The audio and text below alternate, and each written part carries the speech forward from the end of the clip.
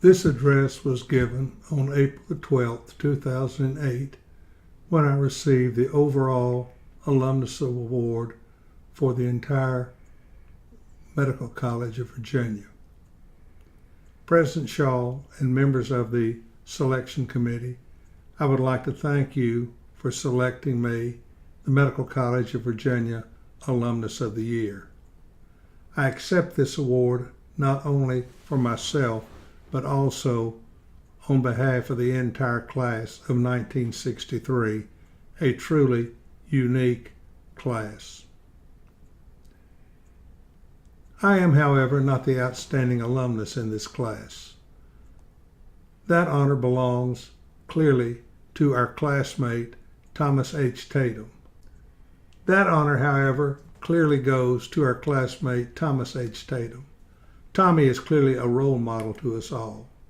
He is a man whose spirit and determination sets a standard that few of us can reach. Tommy has a neuromuscular disease, cerebellar ataxia.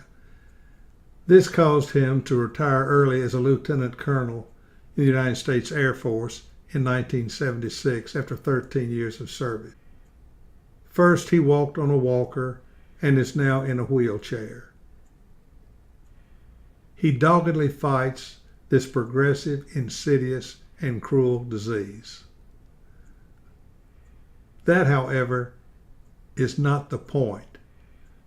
Many suffer chronic debilitating diseases. What makes Tommy unique is that he has never, and I emphasize never, complained about his problem. In honor of Tommy, our class has established the Thomas H. Tatum Award to be given to a dental student who, like Tommy, has overcome adversity. The uniqueness of this award is that it is selected by the students, not the faculty, and given to someone who, as I said, has overcome diversity as Tommy has done.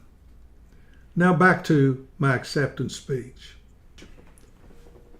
This journey began in 1930 when an 18-year-old young man dropped out of high school to go to work to help save the family farm on the eve of the Great Depression. He went to Knoxville, Tennessee, where he had two jobs. The first one was working in a funeral home where he was paid only room and board and did the typical things that you would think: picking up bodies, helping with embalming, carrying flowers and the like. But that paid him room and board. His main job, however, was at a lumber company where he was paid $27 a month to be what was called an estimator. In other words, someone would come in with a set of plans, and with the stub of a pencil, no add machine, he would add up and see how many feet of lumber would be necessary to build that. One afternoon, 1931, Mr. George Smith, the owner, called him aside and said, "Preston, I want to see you after work today." You know what went through my father's mind. This was it. So after work, Mr. George Smith called him aside. They got in an old car and drove out on a bridge over the Tennessee River, where Mr. Smith handed my father a catalog from the University of Tennessee Dental School. And with that he said, "Preston, you have too much sense to be doing what you're doing. You need to get a good education, and I think that you would make a good dentist." My father took his advice, went back to Southwest Virginia, where he entered Emory and Henry College to complete his pre-dental studies. Still living on the family farm, he got up early to milk the cows, to slop the hogs, went to class, came home, milked again, cleaned up, probably working 12 to 14 hours a day. Following that, he matriculated to the Medical College of Virginia, where he entered dental school and became number one in his class. During his junior year, he went to the oral surgery clinic where a young nurse was working. Her family, like his, had also been decimated by the Great Depression. She was not able to go to college, but the family sold the family grand piano for $500 so that she could go to Stewart Circle and complete her RN nursing degree. To get a job, she came to the dental school and began working in the oral surgery department.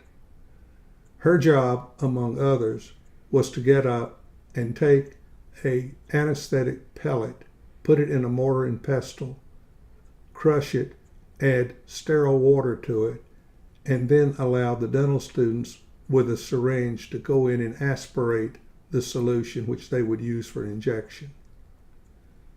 Later that afternoon, they would bring the needles back and she would sharpen them and put them in a boiling water sterilizer and do the same thing the next day. That woman ultimately became my mother. And while working at the dental school, she lived with 3 other girls. And to save money, a young instructor in the Department of Periodontia, as it was called back then, chauffeured my mother to work. That man was our illustrious Dean, Harry Lyons. And who can say in this room that their mother was chauffeured to work by Harry Lyons? Now at age 70, and I'm receiving this award, I'd like to thank again George Smith for what he did for my father, for Tommy Tatum, who is so deserving of this acknowledgement, my father and my mother. To every young man, their father is a challenge. I had 2 choices.